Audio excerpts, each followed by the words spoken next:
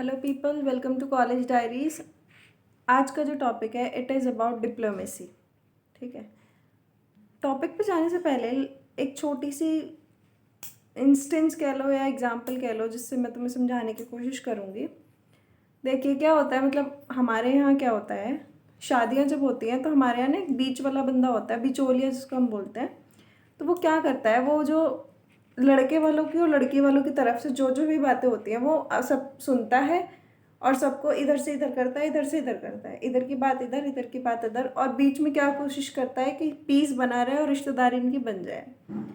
तो कुछ इसी तरीके से डिप्लोमेट्स का काम होता है। डिप्लोमेट्स जो होते हैं, डिप्लोमेसी जो होती है, आप इसको ऐसे समझेंगे कि ये पीस बनाने के लिए, शांति बनाने के लिए दो देशों में, दो राज्यों में, इनमें क्या होता है कि कुछ बातें होती हैं, आपस की बात होती है। किसी देश ने दूसरे देश के बारे में क्या बातें कही हैं या फिर वहाँ क्या क्या फैसिलिटीज़ प्रोवाइड करनी है अपने लोगों के लिए, वहाँ से पॉलिसीज़ क्या क्या करनी है।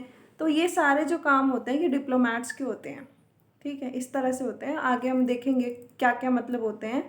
कोई हाई कमीशन बोलता है, कोई डिप्लोमेट बोलता है, तो इन सब चीज़ों में हम डिफरेंस भी देखेंगे क्या क्या होता है। एनवाइस भी होते हैं, तो आगे देखेंगे इन सब चीज़ों को। सबसे पहली चीज़, डिप्लोमेसी जो वर्ड है वो आया कहाँ से है, वो ग्रीक वर्ड डिप्लोन जिसको बोलते हैं, ये यहाँ से आया है। ठीक है, और डिप्लोन का मतलब क्या होता है, डिप्लोन का मतलब होता है मोड़ना। ठीक है, फिर इसका मीनिंग क्या होता है, method of establishing preconditions for permanent peace. Peace बनाने के लिए, शांति बनाने के लिए एक कंडीशन होती है, प्री कंडीशन, मतलब सिचुएशन पर पहुंचने से पहले जो स्टेप्स लिए गए हैं उन सब स्टेप्स के लिए ये काम होता है पीस बनाने के लिए। Refers to communication process between international conflict short of war. War से बचने के लिए कह दो या शांति बनाने के लिए कह दो, एक ही सिचुएशन है। और कम्युनिकेशन प्रोसेस मतलब आपस में बातचीत करने का मेथड है, प्रोसेस है, और ताकि बीच में कोई दिक्कत ना आए। आप इसको नेगोशिएशन भी बोल सकते हैं, बातचीत करने का तरीका भी बोल सकते हैं। अच्छा, एक चीज़ देखेंगे, अगर कहीं पर कोई कन्फ्लिक्ट हो रहा है मतलब विचारों का मतभेद है, आपस में बन नहीं रही है, तो क्या होगा, वॉर होगा, युद्ध होगा। लेकिन अगर कॉपरेशन से बात चल रही है तो क्या होगा, डिप्लोमेसी वहाँ कहीं ना कहीं रोल प्ले कर रही होगी। बीच में कोई बंदा ऐसा होगा जो बीच में सारी चीज़ों को सॉल्व आउट कर रहा होगा। नेगोशिएशन भी हो सकता है वो। ठीक, और अब जो है डेफिनेशन जो है, आप एक तो यहाँ पर मैंने दो डेफिनेशंस तो दे दी हैं आपको, और डेफिनेशंस के लिए आप गूगल वगैरह कर सकते हैं। अब जो सबसे मतलब अगर आपसे एक थिंकर के बारे में पूछी जाए, पॉलिटिकल साइंस या इंटरनेशनल रिलेशंस में मॉर्गेंथ्यू को बहुत इंपॉर्टेंस दी जाती है, तो मॉर्गेंथ्यू के व्यूज़ हम पढ़ेंगे कि डिप्लोमेसी पर उनके क्या व्यूज़ हैं। तो diplomacy must determine its objectives in background of power actually and potentially available.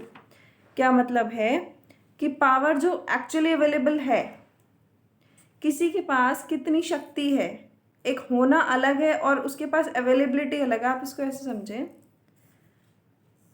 Power को आप पैसे से कंक्लूड करें, आपके पास पैसे कितने हैं, इन हैंड कितना पैसा है, और दूसरी चीज़ क्या है, आपके पास अवेलेबिलिटी कितनी है, आपकी मार्केट वैल्यू। मतलब ऐसा होता है, बेशक आपकी जेब में 10 रुपये हैं, लेकिन आपको पता है कि अगर ज़रूरत होगी तो मैं 100 भी हो सकते हैं मेरे पास।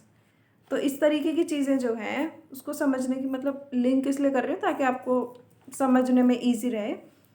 मॉर्गेंथ्यू क्या कहते हैं कि डिप्लोमेसी जो है वो पावर जो एक्चुअल है उसमें और जो अवेलेबल है उसमें ऑब्जेक्टिव्स क्लियर करने हैं। उसका पता होना चाहिए कि कितनी पावर सामने वाले बंदे के पास है और उसके पास कितनी अवेलेबल हो सकती है।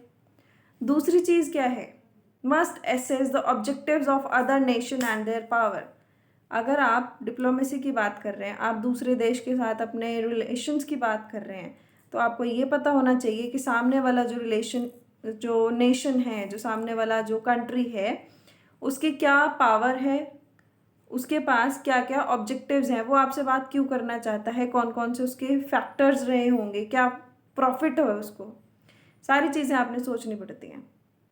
फिर है must employ effective means to attain its objective. इसमें थोड़ा स्पेसिंग वगैरह का प्रॉब्लम है, देख लीजिएगा।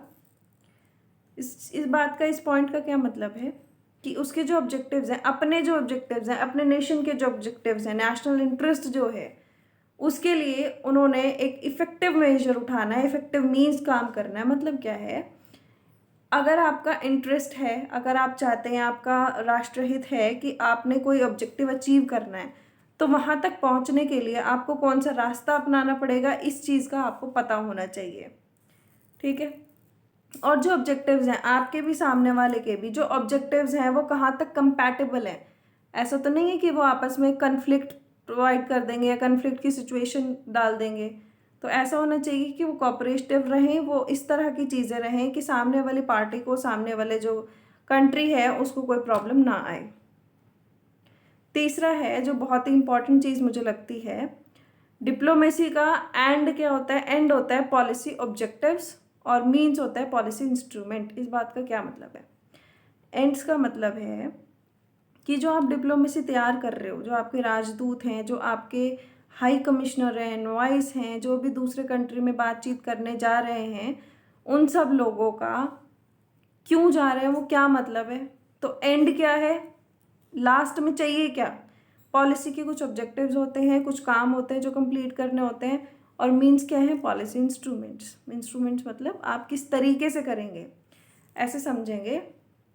आपने यहाँ पहुँचना है, ठीक है, यहाँ पहुँचने के लिए ये है आपका ऑब्जेक्टिव। ऑब्जेक्टिव क्या दिख रहा है यहाँ से खड़े हुए इंसान को, कि हमने क्या करना है, हमने यहाँ पहुँचना है। ठीक है। अब उसके इंस्ट्रूमेंट्स क्या होंगे कि first step, second step, third step, ऐसे ऐसे करके पहुँचेंगे, यहाँ पहुँच जाएंगे। तो एंड ये है, मीन्स ये है। ठीक है। तो मीन्स देखेंगे सबसे पहले कि किस किस तरीके से पहुँचा जा सकता है। डायलॉग, डायलॉग का मतलब क्या है, डायलॉग का मतलब है बातचीत करना, कम्युनिकेशन इस्टेब्लिश करना, बातचीत करना। फिर दूसरी चीज़ क्या है, नेगोशिएशन। नेगोशिएशन का मतलब होता है आप आपस में, मतलब नेगोशिएट नहीं करते हो, इसको मतलब हिंदी में कैसे समझाऊं मैं,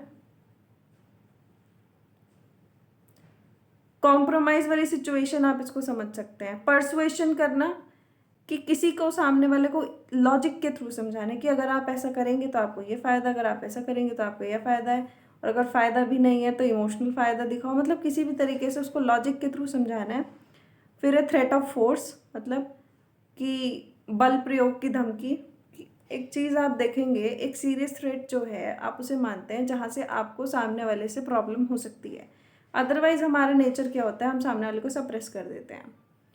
तो थ्रेट ऑफ फोर्स मतलब जहाँ आपको लगता है कि वहाँ बल ज़्यादा है, वहाँ फोर्स ज़्यादा है, किसी ना किसी तरीके से पावर ज़्यादा है, तो आपको वहाँ थोड़ा सा झुक कर भी रहना होता है। रिवॉर्ड, पुरस्कार वगैरह जो होते हैं। फिर है आपका एंड्स। एंड्स का मतलब लास्ट में क्या पहुँचेंगे, स्टेबिलिटी आएगी। किसी दो कंट्रीज़ के बीच में अगर पॉलिसीज़ ठीक काम कर रही है, डिप्लोमेसी सही काम कर रही है, तो स्टेबिलिटी आएगी दोनों को रिलेशंस में। बिहेवियर अच्छा होगा, order and norms of behaviour in international political area. International politics में क्या होगा, बिहेवियर की पॉजिटिविटी देखी जाएगी। फिर कन्फ्लिक्ट नहीं होंगे, कॉम्प्रोमाइज़ की तरफ सिचुएशंस जाएंगे, और नेशनल इंटरेस्ट जो है वो अचीव होगा। आपका और हमारा अगर इंटरेस्ट सेम है तो हमें कोई प्रॉब्लम नहीं होगी, कॉम्प्रोमाइज़ करके, नेगोशिएट करके बातचीत कर लेंगे। दूसरी चीज़, अगर आपका और हमारा इंटरेस्ट सेम नहीं है तो कन्फ्लिक्ट वाली सिचुएशन आ जाएगी। तो इस तरीके से हम क्या करते हैं, हम दूसरे दूसरे बहुत सारे अलग अलग तरीके निकालते हैं ताकि सामने वाले को भी नुकसान ना हो। अदरवाइज कोई क्यों मानेगा। हम्म। तो ये सारी चीज़ें हैं कि आपने डिप्लोमेट्स की ज़रूरत क्यों होती है। ठीक। एंड्स भी और मीन्स भी। मीन्स क्या है, उनके तरीके हैं काम करने के, वही काम करेंगे। और एंड्स क्या है, हमने पहुंचना कहाँ है। ऐसा तो नहीं हो सकता ना हम सबसे लड़ के बैठ जाएं, तो स्टेबिलिटी ख़त्म हो जाएगी।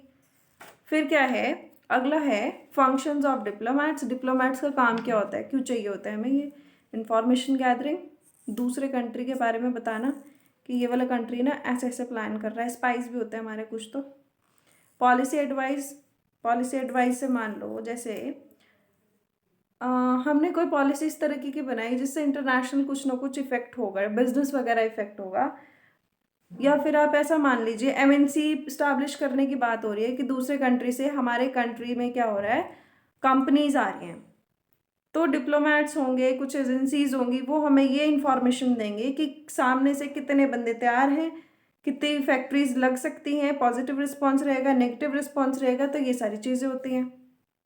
फिर है नेगोशिएशन, भाई बातचीत वही करेंगे, कॉम्प्रोमाइज़ वाली सिचुएशन लेके आएंगे, सामने वाले को समझाएंगे अगर कहीं प्रॉब्लम है।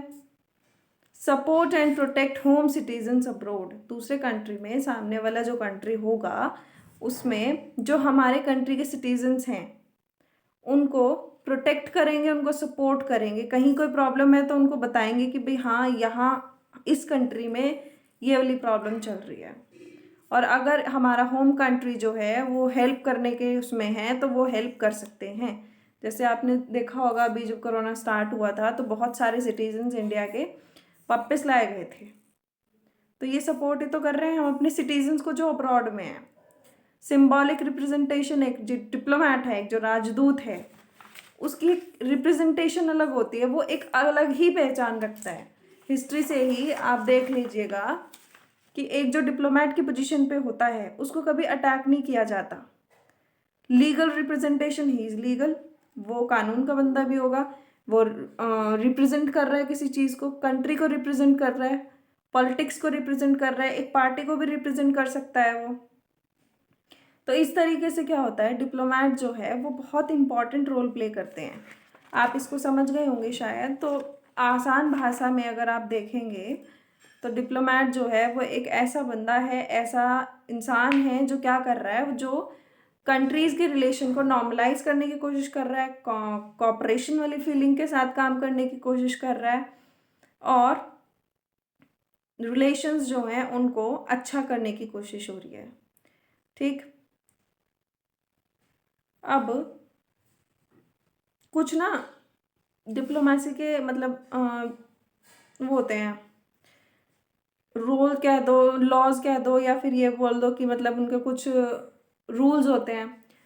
इसमें एक मतलब एक जो मुझे अच्छी चीज़ लगती है वो ये है कि डिप्लोमेट्स जो होते हैं उनको ग्लोबल ऑर्डर कॉम्प्रोमाइज़ के तरीके से चलाना होता है। ग्लोबल ऑर्डर मतलब इंटरनेशनल जो चीज़ें हैं, ग्लोब जो है उसका ऑर्डर जो है कॉम्प्रोमाइज़ से ही चलेगा। ज़बरदस्ती थ्रेट ऑफ फोर्स तो आप हर जगह नहीं यूज़ कर सकते हैं, इनफैक्ट आजकल कहीं भी यूज़ नहीं होता है।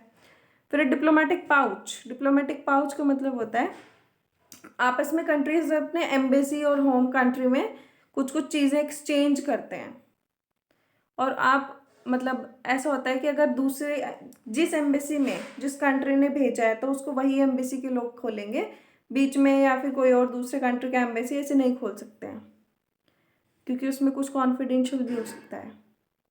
और ये गवर्नमेंट के बंदे होते हैं, गवर्नमेंट क्रेडेंशियल्स पे काम करते हैं, गवर्नमेंट की तरफ से होते हैं, रिप्रेजेंट करते हैं, प्रोटेक्शन होती है उनको। अच्छा, कुछ ना टाइप्स भी होते हैं डिप्लोमेसी के, यहाँ पर मैंने नहीं लिखे हैं, लेट मी राइट इट। एक होता है ओपन, एक होता है सीक्रेट।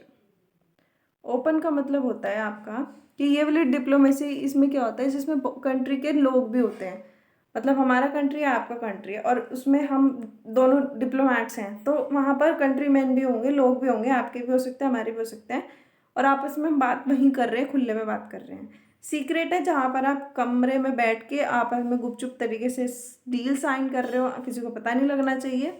सीक्रेट डिप्लोमेसी, जैसे पहले टाइम पे क्या होता था, सीक्रेट अलायंस बना लेते थे यूरोपियन कंट्रीज, ज़्यादातर सीक्रेट अलायंस बना लेते थे कि हम ना आपस में हेल्प करेंगे लेकिन वो सीक्रेट रहेगा, इस तरीके से। फिर प्राइवेट और पब्लिक, प्राइवेट और पब्लिक में है। प्राइवेट जो है, प्राइवेट का मतलब क्या होता है, प्राइवेट स्कूल हो गए आपके, प्राइवेट कंपनी हो गई। प्राइवेट में क्या होता है, जहाँ पर दो लोग काम कर रहे हो। और पब्लिक का मतलब होता है जहाँ पर पब्लिकली कोई चीज़ हैंडल हो रही हो, ग्रुप वाली बात हो रही हो। ठीक है, एक होता है फिर आपका प्योर और mixed. Second type of difference type ये हो गया आपका प्राइवेट एंड पब्लिक। फिर है आपका third type pure and mixed. Pure का मतलब, और ये जो मतलब है यहाँ जो है प्योर और मिक्स्ड जो है, इसका ऑब्जेक्टिव से मतलब है कि एक प्योर ऑब्जेक्टिव आपका क्या है, आप किस लिए आए हैं। आप अगर एक पर्टिकुलर किसी चीज़ के लिए आप मान लो मिलिट्री की तरफ से आए हैं तो वो आपका प्योर हो गया। मिक्स्ड हो गया, इकोनॉमी भी देख लेते हैं, फाइनेंस भी देख लेते हैं, मिलिट्री भी देख लेते हैं, सारी चीज़ें देख लेते हैं। फिर आपका एक ट्रेडिशनल, लास्ट जो है ट्रेडिशनल और न्यू। ट्रेडिशनल जो पुराने टाइम पे चीज़ें आ रही थी डिप्लोमेसी में, और न्यू जो आजकल में जो नई ऐड ऑन हुई हैं, ठीक है। नेक्स्ट आपका जो है it is about types of diplomats, या जिसको आप ambassador, high commission, consuls, envoys, extraordinary charge affaire, ये सब होता है। इसको हम अलग दूसरी वीडियो में डिस्कस करेंगे, ठीक है। So that's it for today's lecture या points about diplomacy. I hope आपको समझ आ गया होगा डिप्लोमेसी का मतलब क्या होता है। Thank you for watching, bye bye, take care.